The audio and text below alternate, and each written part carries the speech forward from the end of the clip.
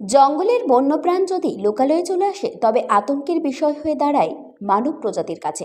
বহু ক্ষেত্রেই দেখা যায় নানান কারণেই জঙ্গলে বসবাসকারী বন্যপ্রাণীদের লোকালয়ে চলে আসতে, আর তাতেই আতঙ্কিত হয়ে পড়ে আশেপাশের স্থানীয় এলাকার মানুষজনেরা।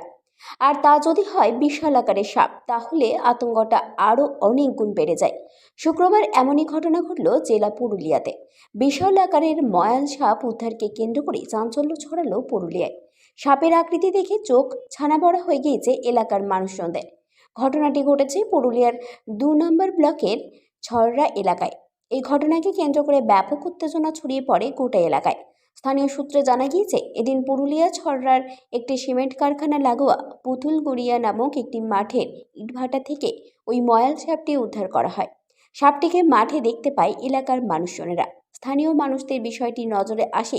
গ্রামবাসীরা প্রথমে সাপটিকে উদ্ধার করে লোকালয়ে নিয়ে আসে। এরপর খবর দেয় বন দপ্তরে। এছাড়াও পুরুলিয়া জেলা পরিষদের বন ও ভূমির কর্মাধ্যক্ষকে বিষয়টি জানান তারা। ঘটনাকে ঘিরে রীতিমতো আতঙ্ক ছড়িয়েছে গোটা এলাকা জুড়ে। এই বিষয়ে এলাকার এক বাসিন্দা বলেন, স্থানীয় মানুষজনদের নজরের বিষয়টি আসতেই সকলকে জানায়। তারাই উদ্ধার করে এই সাপটিকে। কোথা থেকে উদ্ধার করা হলো যখন? এটা আমাদের পুতলাগুলা মাঠ থেকে। আর কাটাই ছিল, কার নজরে আসে প্রথমে? ওই কিছু ড্রাইভার ছিল, ওরা আমার দিকে ফোন করলো, নিয়ে গেলাম, তারপর নিয়ে এলাম, বন দপ্তরকে ফোন করছি।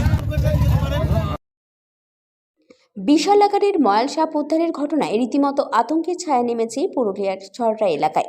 বিষয়টি নিয়ে তৎপর বন দপ্তর। পুরুলিয়া থেকে শর্মিষ্ঠা ব্যানার্জির রিপোর্ট, নিউজ 18 লোকাল।